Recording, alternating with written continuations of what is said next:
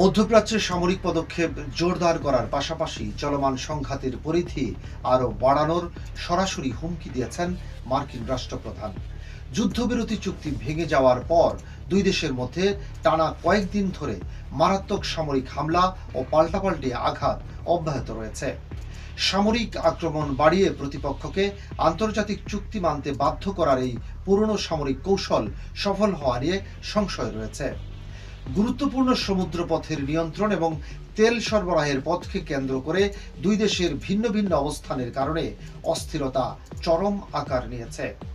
আন্তর্জাতিক সমুদ্রপথে যাতায়াতের নিরাপত্তা এবং শুল্ক আদায়ের সার্বভৌম অধিকার দাবি করাকে কেন্দ্র করেই মূলত এই উত্তেজনার উৎপত্তি। সামরিক পরিস্থিতি ক্রমেই জটিল রূপ নেওয়ায় বৈশ্বিক তেল বাজার এবং সামগ্রিক অর্থনৈতিক ব্যবস্থাপনায় নতুন করে চরম আতঙ্ক দেখা দিয়েছে। বিদ্যুৎ ব্যবস্থার উপর আঘাত এলে বিকল্প কৌশলগত সমুদ্রপথ অবরুদ্ধ করে বিশ্বজুড়ে সরবরাহ বন্ধ করে দেওয়ার পাল্টা হুমকি দিয়েছে ইরান।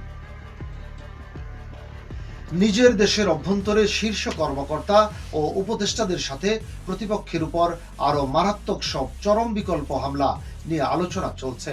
প্রতিপক্ষের গুরুত্বপূর্ণ পারমাণবিক কেন্দ্র, বিদ্যুৎ ব্যবস্থা ও তেল কেন্দ্রগুলোতে স্থল ও আকাশপথে আঘাত হানা সেই বিকল্পগুলোর মধ্যে অন্যতম। তবে চরম ভূরাজনৈতিক ঝুঁকি এবং আন্তর্জাতিক প্রতিক্রিয়ার আশঙ্কায় এই কঠোর বিকল্পগুলোর বেশিরভাগই বাস্তবায়ন করা বেশ কঠিন ও জটিল। নিয়মিত হামলায় ব্যাপক ক্ষয়ক্ষতি হওয়া সত্ত্বেও রাষ্ট্র হিসেবে প্রতিপক্ষ তার অবস্থান থেকে একটু পিছিয়ে না হটে কঠোর জবাব দিচ্ছে। সামনে হতে যাওয়া অভ্যন্তরীণ নির্বাচনের আগে এমন ক্ষতিকর সংঘাত তৈরি হওয়া আন্তর্জাতিক এই মার্কিন নেতার জনপ্রিয়তা কমিয়ে দিচ্ছে। প্রতিপক্ষের হামলা ও নিহতের ঘটনার পর মার্কিন প্রশাসন তাদের সামরিক শক্তি ক্ষয় করার জন্য নতুন করে কঠোর নৌ অবরোধ জারি করেছে।